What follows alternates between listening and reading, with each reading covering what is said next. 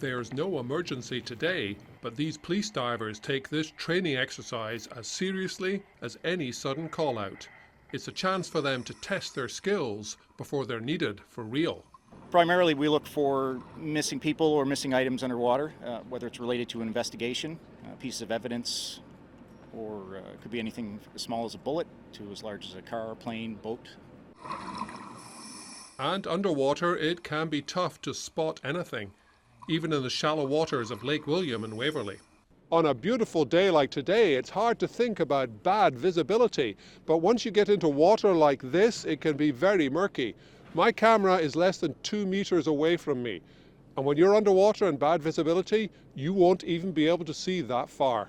Visibility here can be measured in centimeters, and success often comes from touch alone. We do a lot by feel, things as small as, a cell phone or bullets or other small items like that. There are only half a dozen RCMP trained divers in Nova Scotia and about 70 across the country. Their command centre is a specially equipped van carrying all their equipment, including a compressor, so they can fill their tanks wherever they go. They've been called out about 20 times so far this year.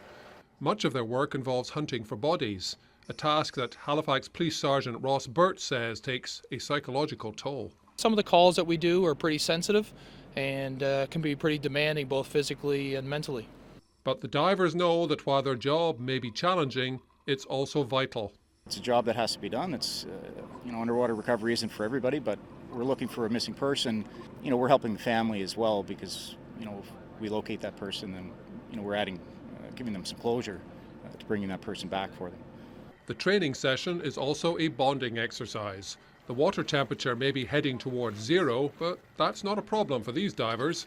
They're already looking forward to February's visit to a New Brunswick lake to practice under ice rescue.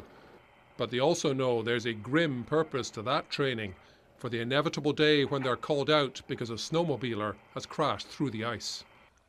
David Pate, CBC News, Waverley.